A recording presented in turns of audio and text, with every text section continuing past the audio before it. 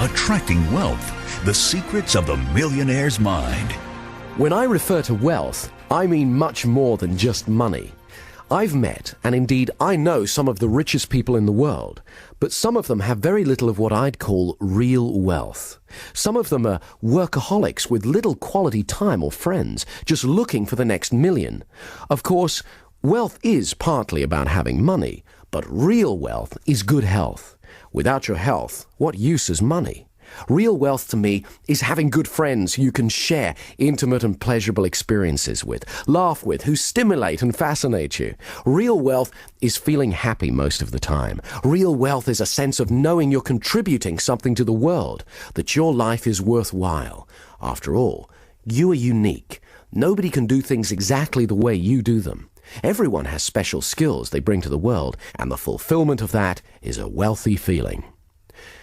First of all, I'd like to start by dispelling some myths about money, by perhaps challenging some of your views about money, because before you can truly become richer in the physical world, you're going to have to become richer in yourself. Stop for a moment and ask, what would having more money give you that you don't already have? Whenever I ask this question, most people have ideas come to mind like freedom, security, or power. The good news is, these are states, and it's easy to create them. But wealth is relative. When some people become millionaires, 100 million then seems like a lot, and 1 million doesn't. People who think like this can never have enough money. In a sense, they always feel poor inside. The Indian guru Swami Muktananda, upon arriving in America, stood at the airport and said, "They live in paradise, yet they'll never know it." For the next few minutes, I'm going to talk specifically about money, and firstly, why some people are good at creating money and others are not. Many researchers have found the distinction is predominantly in the way that we think. I don't mean intelligence, but thought patterns. Some people have what I call a poverty consciousness. Deep down at an unconscious level, they just don't believe they're worthy of wealth. Or they fill their heads with thoughts about why they're poor, or why life isn't fair, why others have so much more than them. If you've got thought patterns like that, we're going to change them, because this part of the positivity system will help you reprogram yourself so you automatically begin to think more like a millionaire.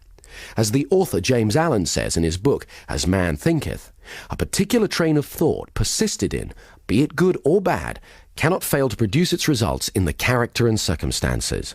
A man cannot directly choose his circumstances, but he can choose his thoughts, and so, indirectly, yet surely, shape his circumstances. Research has shown that a massive proportion of those who suddenly get enormous sums of money, for example from lotteries or inheritance, are great at losing it all very quickly. 80% are actually worse off financially just 2 years later. That's because inside they still feel poor, and the mind has to prove itself right. It can't deviate from its self-image. So if deep down you think of yourself as poor, or if you constantly fear poverty, that's usually what you'll get. In the words of Jim Rohn, if someone hands you $1 million, best you become a millionaire or you won't get to keep the money. You need to have the self-image of someone who deserves great wealth. What we're going to do next will help you develop and install in your mind a prosperity consciousness, which is much more than attracting money. It's a change in your self-image to one of greater harmony, so you begin to notice the abundance that surrounds you, taking so much more pleasure in everything. If someone has money problems, that's usually only a symptom, but not the root cause of the problem. There's something in them that needs to change.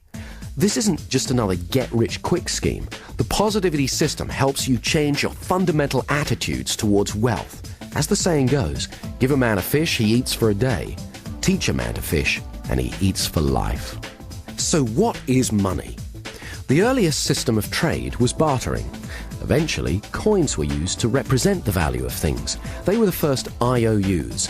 Then came paper money. A dollar bill is an IOU from the government. They used to print only as many dollar bills as they had gold reserves to support in the bank. However, in the 1940s, the governments of the world decided to abandon the gold standard system. Since then, they've been printing money like it was going out of fashion. So now there's only a fraction of gold in reserve compared to the amount of paper money in circulation. Even paper money is being replaced by plastic credit cards and numbers in computers. So money is essentially a symbol. Quite simply, money is a form of confidence. Say, for example, you and I are sitting here and we have $1 bill between us, and we pass it back and forth. If we do it really quickly, in a week we could spend $1 million. Money is the oil in the machine of the economy of a nation. It allows the flow of goods and services. Another way of looking at money is as packaged experience. Your efforts and work is translated into money, then it's translated back into a vacation or an automobile or whatever. However, some people view money as a commodity, wishing to acquire money for money's sake. These people often fear not having enough money, so they hoard as much as they can. This slows down the economy of a country, just as it's harder for an engine to work without enough oil. Also, these days, there are plenty of people who use money to project power, success, and happiness. However, money itself is not a source of happiness. Happiness is a neurochemical event. It's a state that you generate within you. History's littered with people who found that money alone wasn't enough. Elvis Presley, Howard Hughes, Marilyn Monroe, Christine Onassis, and the Gettys are all prime examples. The musician Ry Cooder said, "All the money in the world is spent on feeling good." But you already know that good feelings are just states of mind and body. So part of the equation of becoming wealthier is simply to cut out the middleman and just have the good feelings that the money would have given you. Some people say, well, I can't feel self-respect or achievement until I have a certain amount of money in the bank. Of course, it's great to have targets and goals, but why don't you make one of them feeling good now? Let's talk about negative thoughts about money. Most people have been programmed with some negative financial limitations. They've been taught things like the Bible says money is the root of all evil. What the Bible actually says is the love of money is the root of all evil. That is the acquiring of money for its own sake. Or they've been told that there's only a finite amount of wealth and that the more you have, the less there is for others. Again, this is more garbage. It's actually common in our culture to hear terms such as filthy rich or fat cat, which are indicative of an unconscious mistrust of money. Our unconscious beliefs about money affect how much we're able to create. If, say, you believe money is bad in some way, you'll unconsciously sabotage your attempts to create more money in your life. For example, some artists believe that they cannot have commercial success because that compromises their artistic integrity. Other people believe that you can't be a good person unless you're always helping others, even if it's to your own detriment. But as Abraham Lincoln said, you can't help the poor by being one of them. Some people stay poor because it's safe, it's what they know, but it's not what they're truly capable of. Quite simply, the outside world is a manifestation of our inner world. As you use the positivity system, you're going to let go of any old limited ideas you've had about money and program your mind to become more prosperous. Limited ideas about money are historically derived. During the Middle Ages, the feudal system gave wealth to a privileged few, whilst the masses were tricked into believing that poverty was their salvation. This hierarchical system of power assumes that there's only a finite amount of wealth to go round, implying a scarcity of wealth, and is like some of the corporations of today where power is top-heavy and everyone competes for their position. In some cases, poverty was glamorized, and for many years it was actually considered a Christian virtue. Some people who grew up in the last century during the Depression or experienced rationing of food and essentials during the Second World War have unconscious beliefs that there just won't be enough to go round, and many of them have inadvertently passed them on to their children. One of the extremely negative attitudes about money is holding resentment towards someone else's wealth. That comes from a place of very low self-esteem, and it keeps those people stuck. It's better to wish the best for others.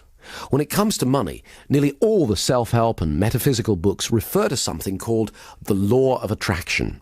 The law of attraction is a useful metaphor for synchronicity, which can be described as the appearance of meaningful coincidences or incidences of chance. For example, have you ever thought about someone, the phone rings, and it's them? Now, is that telepathy, some kind of magnetic attraction, or just coincidence? Have you ever thought about, say, getting a particular car? Then suddenly you see that type of car everywhere. Maybe you're just noticing how many of those cars were there already. Wouldn't it be good to attune your mind to notice how many opportunities there are to become wealthier? Some people believe the mind is like a magnet, that what we hold uppermost in our attention, we attract to us. In other words, we always get more of what we focus on. In music, there's something called the principle of sympathetic resonance. If you have two pianos in the same room and you hit a C note on one piano, you'll find that the C string on the other piano will start vibrating in resonance at the same rate. In the same way, you're always attracting people and circumstances that resonate with your predominant thoughts. Whether you choose to believe in the law of attraction or not, it's interesting to note that many highly successful people do. Those who focus on the positive in life and attract it to them are called lucky. I personally believe we create our own luck. That is what's meant when it says in the Bible, "A man is what he thinks about all day long." Your thoughts are an energy that are powerful and creative. I've found that most wealthy and successful people tend to employ the same simple habits and beliefs about prosperity. However, the same rule of habits and beliefs applies to poverty as well. I believe that many people help to keep themselves poor through the beliefs and habits they have towards money. They use the evidence that their lack of money has made them poor, whereas sometimes their poor behaviors in relation to money is what keeps them from experiencing abundance. They've affirmed over and over again, often unconsciously, that they're poor, so it's become a self-fulfilling prophecy, a poverty consciousness. What the positivity system does is helps you to change that. I'd like to share with you some techniques that I've used myself that have helped me dramatically increase my personal wealth. I've taught them to others, they've also increased their wealth, and now I'd like to share them with you. One of the first things that made a major difference for me was consciously deciding to do things differently. Years ago, I definitely had a poverty consciousness, worrying constantly about being poor or how not to be poor. So guess what? My attention was, yes, on poverty. For example, when a bill would come through the mail, I'd open it, I'd worry about how I was going to pay it, I'd feel poor inside. Obviously, it's important to be financially organized and consider how best to pay bills. However, I was also affirming to my unconscious mind a poverty belief. If you're going to be wealthy, it's just as important to prepare for wealth by feeling rich inside. So what I started to do when I opened a bill was vividly imagine I had thousands in the bank. You can imagine how good that feels. I was sending a new message to my unconscious. Some people try saying affirmations like, "I am truly wealthy." But if deep down you don't believe that, it's next to useless. You have to create a feeling of wealth by vividly imagining yourself as wealthy over and over again. Next, I needed to change my self-image around money. I had a scruffy little checkbook, one that reflected my scruffy little finances at the time. So I changed banks and got a clean new one to help me start to feel different. The mind is sensitive, so it's important to signal to yourself that positive changes are happening. Then the real fun began. I needed to get a strong sense of what greater wealth would be like. So I got an old bank statement, cut it up, removing the bits that said overdrawn, and began to rearrange the figures and glued it back together, showing that I had thousands in credit. As soon as I'd finished, I burst out laughing. Actually holding it in my hands, it began to feel more real. Within a few months, the imaginary amount had become a reality. Having that tangible piece of paper, the bank statement, had really helped. So I went about making a scrapbook, collecting pictures of things I wanted, places I wanted to visit, people I wanted to meet. Remember, the mind needs a sensory-rich experience of what you want it to make real for you. It's important to have big dreams so you can grow into them. For example, a few years ago, I went into a Mercedes showroom, sat in a car to get comfortable, smelled the leather, went for a test drive, imagined vividly it was my own, took away a brochure and added it to my scrapbook. Imagined driving it every day. Pretty soon, I started to see Mercedes everywhere. My mind was now focused on getting me one. And chance favors the prepared mind. So it wasn't long before a bargain came along, and I bought my first Mercedes. As George Bernard Shaw said, "Some men see things and ask why. I dream things that never were and ask, why not?" A friend of mine got really into this type of creative visualization. He'd been practicing on visualizing parking spaces. Amazingly, it seemed to work. So he decided to go for bigger things. He'd never traveled abroad, and he really wanted to, but he didn't have the finances. So he collected together a bunch of travel brochures, cut out the pictures of all the places he wanted to go, and stuck them in his scrapbook. This is the funny part. He packed his suitcase every Sunday for a month and went to the airport. He even stood in line. He'd then come home and watch a video of a program about travelling on Concorde and look through his scrapbook at all the places he wanted to go. He really gave himself, his unconscious mind, that experience of travelling to and enjoying exotic locations. He focused on it for a month non-stop because he believed you always get more of what you focus on. Suddenly, he was called into his boss's office and asked if he would become their international correspondent. His boss explained it would mean travelling all over the world. He could hardly believe it.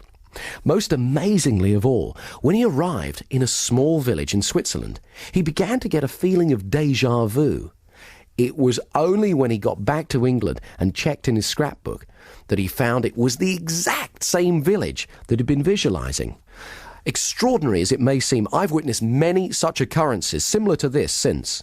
I personally have become more skeptical about coincidences and am willing to consider that in some cases it's as though the mind may actually have the ability to attract events, things, or people to us.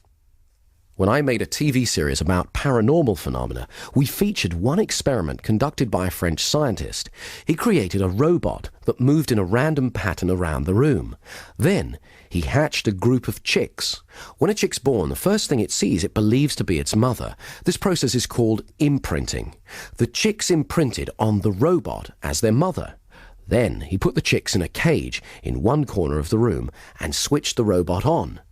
Amazingly, it stopped moving randomly around the room and moved over to the area where the chicks were. There it stayed, moving back and forth. Strong evidence for the existence of what's known as psychokinesis, or in other words, mind over matter. It appeared that the chicks were somehow willing the robot that they believed to be their mother to stay with them. At Princeton University, hundreds of thousands of experiments have been conducted testing human ability to influence machines and physical matter.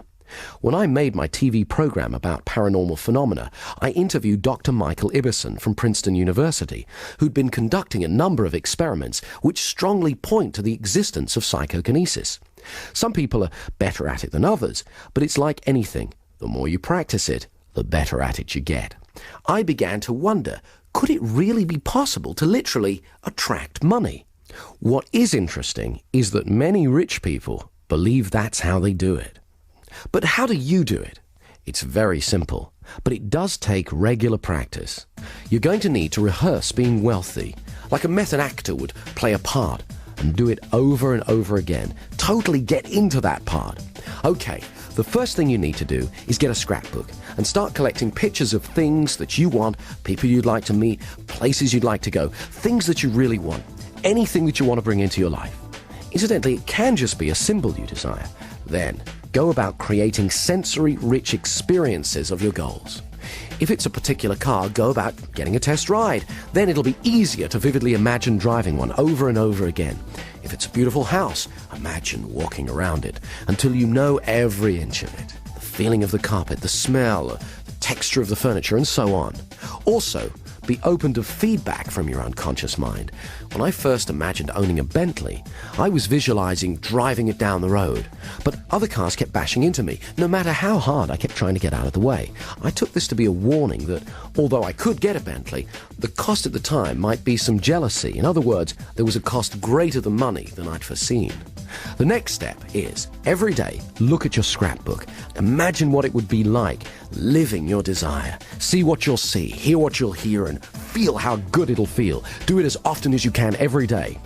You may not get instant results. You can imagine how chaotic the world would be if every whim or fancy we ever had suddenly materialized, but you will begin to set the process in action. Okay, I'd like you to stop for a moment and imagine how your life would be different if you are much wealthier. How will you walk? How will you talk? How will you feel? How will others treat you? How will you feel about paying bills? What kind of luxuries will you have? What will you buy? How will it feel better to be earning more money? Think about this every day until you become very comfortable and used to it. Right, next, here are the 20 best ideas that I can give you on how to start increasing your wealth today. Any one of these will make a difference. As you start using more and more of them, you'll move even faster towards a wealthier life, towards the millionaire's mind. Number 1, save first, then spend what you can truly afford. Now, I know this sounds obvious, but poor people do the opposite. They spend what they earn. Often, they spend more than that and wind up affirming their poverty. You have to have a plan and stick to it. Come up with a plan to clear any outstanding debts and take steps towards reducing your debt month by month. As soon as possible, stop keeping your head above water and start laying the foundations of wealth. Some people find it helpful to write down everything they spend money on. Somehow, having it right there in front of them makes it much clearer. 2, study wealthy people. Find out what it is that they're doing and you aren't. Understand how they think and behave towards money and wealth.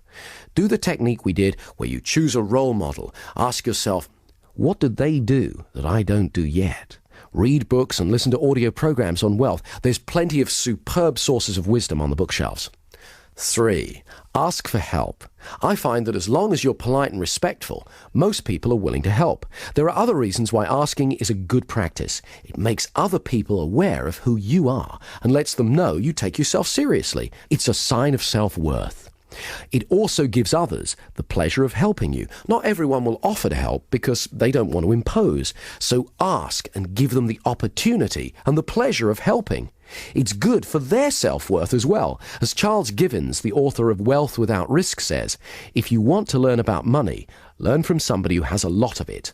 Many of the most successful people I know have said that they wish more people would have the courage to ask them for advice. 4, do regular visualizations. Create a sensory-rich experience of what it is that you want so your unconscious mind can get a clear idea. Also, walk around for an hour each day, imagining you have everything you want. Walk into a restaurant as though you are a multimillionaire or a famous rock star or whatever it is that turns you on. Do it like a method actor would, totally get into the part, because it conditions your mind to get used to success, and it's a lot of fun. 5, make a joy list. Think of everything you love doing. Then, regularly treat yourself. Let yourself know that you really care about yourself. How do you expect other people to treat you if you don't occasionally treat yourself? 6, continually stretch yourself. Dare to dream and think big. Push the limits. I don't mean take unnecessary risks, but most achievement involves some leaps of faith. You can either choose a life of getting by and surviving, or you can push the boundaries. That's how human beings grow, by stretching. As the saying goes, if you keep doing what you've always done, you'll just get more of what you've already got. Highly successful people are continually stretching themselves. Stretching means moving out of the comfort zone. It's easy to become complacent and get stuck. However, if you continually look for bigger challenges, then you continually grow. It's important to have big dreams so you can grow into them. As Donald Trump says, you have thousands of thoughts every day. You might as well make them big ones. 7, get comfortable with money. Carry an appropriate amount of money. Get used to having it on you. Get comfortable with it. This sends an important message to yourself. One technique I used was to practice writing out checks and paying in slips for millions of dollars until I felt comfortable doing it. Obviously, don't leave them lying around. Doing that process meant that I was able to feel comfortable paying out large sums of money and to paying in large sums of money. So I conditioned myself to become a wealthier person. Far too many people are scared by large sums of money. When you get more money, your financial pressures don't get smaller. They get bigger. But that's the fun of it, because you become a more capable person. You have to be prepared to accept the responsibility. Be ready to play the bigger game. The bigger the challenges, the bigger the rewards. Like mastering any new skill, you do it one step at a time. Rehearse success over and over again, and then have it happen in the real world. Imagine what it's going to be like to be wealthier, so when it happens, it's not overwhelming. It's a pleasure. Number 8, Always give more than you're paid for. That way, other people will have a feeling of value towards you. It was only as long ago as the 60s that Japanese products were generally considered cheap and tacky. The legendary corporate consultant Edwards Deming largely helped in changing that. He developed a strategy that was adopted by the Japanese that focused upon two simple but important ideas: quality control and constant improvement. Nowadays, Japan is a nation of industrial might. By changing their beliefs about what was important, they became wealthy and powerful. It's easy. Just ask yourself, how can I do it better next time? Constantly look for ways to improve. Number 9, an attitude of gratitude. I know it sounds like a cliche, but it really works. An attitude of gratitude is the exact opposite of a poverty consciousness. When you start to regularly think of all the good things you have, of how fortunate you are, that sends a strong message of abundance to your unconscious mind and creates a flow of prosperity. One of the single most important things you can do is make a practice every night before you go to sleep of thinking through all the good things in your life, your health, your friends, your opportunities, where you live in the world, and so on, and say thank you to God, to life, the universe, whatever it is that you feel most comfortable doing. A friend of mine has a great saying along these lines: today's gratitude buys you tomorrow's happiness. Of course, this also applies to people. Others love genuine gratitude, and it encourages them to help you again and again in the future. Number 10, stop seeing poverty as a problem and treat it as a challenge. Most wealthy people have to overcome it at some time in their lives. You don't have to make millions overnight. Just start making a bit more and more each day. Number 11, watch out for those old patterns of affirming poverty. For example, don't steal paper clips from the office. Anyone who's truly wealthy wouldn't need to. Feel good about paying bills. They're from people who believe that you can pay. They're more symbols or affirmations of wealth. Number 12, stop wasting time on unimportant things. Figure out what's most important to you and prioritize your life accordingly. I used to get caught with this one. Let's say your time's worth $100 an hour. Spending 2 hours calling round trying to get a lower price on something of $50 is bad money and time management. Number 13, write down good ideas as soon as they come to you. Very few people actually bother to do this. Keep a pen and paper handy or a pocket tape recorder. That way you won't be discarding your genius. Sometimes one idea could make you $1 million. For example, if you ever had an idea for a product or service, a few months later you see it being marketed by someone else. What's the difference between you and them? They took action. They made a note of their idea and then they went out and did something about it. 14. Regularly practice the positivity techniques. For most people, opportunities to become wealthier present themselves every day without being leapt upon or even noticed. By practicing the techniques again and again, you're conditioning yourself to focus on wealth. Financial success is simply a matter of holding certain beliefs and religiously practicing certain actions consistently. Very few multimillionaires get to be rich by accident. They do it by certain ways of thinking and behaving in the world. Now it's your turn. 15. Make sure you pay yourself. Now, this may sound obvious, but you'd be surprised how many people pay everyone else and don't get around to paying themselves. They fear there won't be enough to go round, and by leaving themselves to last, there isn't. In fact, you could even go one step further and pay yourself first. Every month, write yourself a check. That way you'll unconsciously adjust your spending and make different choices so that there's some money left for you. 16. Know your weaknesses. Everybody knows what they're good at, but not everyone's good at admitting their limitations. A friend of mine's father suffered from this. He was a highly creative man, but not a skilled businessman. He made a lot of money from his creative work and lost nearly all of it through bad business deals. He loved the business he was in, but overstretched himself, thinking he could do everything. As my friend said on the matter a few years later, just because you like food doesn't mean you should be running a restaurant. There's some things I'm not good at, so I can either spend time and effort mastering them or hire someone else to do them. Number 17. Get in touch with your passion every day. I remember years ago when I first got interested in hypnosis, one of the old stage performers I was learning from was a salesman. He couldn't go for long without selling something to someone. We'd be out and he'd strike up a conversation with a person on another table. He'd find out their needs and offer to sell them what it was that they wanted. Often he didn't even have it.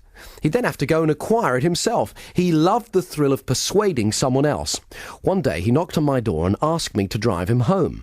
I inquired where his Rolls-Royce was. He explained that earlier he'd been in the bank, he got carried away and sold it to someone. When I asked him what he thought his secret was, he said, excitement and passion are contagious. When you get truly passionate about what you want to do, others will find themselves drawn to you. If you want to know more about this kind of thinking, I recommend you read Do What You Love, The Money Will Follow by Marsha Sunita. 18. Take the fear out of making money. This is a concept running throughout Dr. Richard Carlson's book, Don't Worry, Make Money. He's got some very empowering ideas. For example, stock away a large pile of money, if you can, a year of living expenses. It may involve some self-discipline, but it'll give you a massive psychological safety net. He tells a story of two men who were both offered the same job with a startup computer company in the 70s.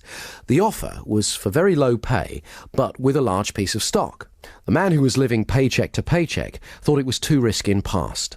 The one who'd put away some savings took the offer, and needless to say, within a few years he'd amassed a huge fortune.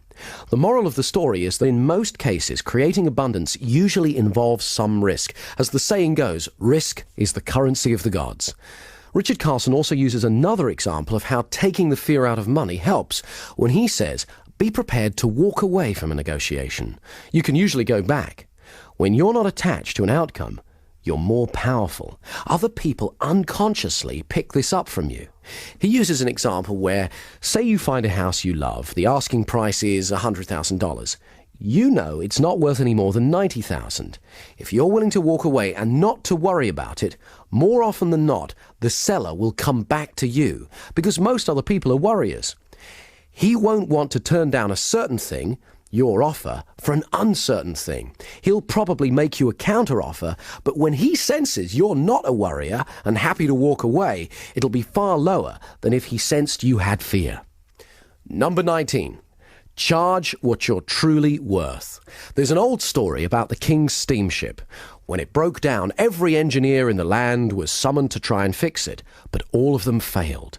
Then, one little old man said that he could do it, but he wanted $300. The king agreed, and the little man took out a tiny screwdriver, turned one screw, and the steam engine began working perfectly. $300, please, said the little old man. The king, looking rather dismayed, exclaimed, $300 for turning one screw? No, replied the little man. $1 for turning the screw, $299 for knowing which screw to turn.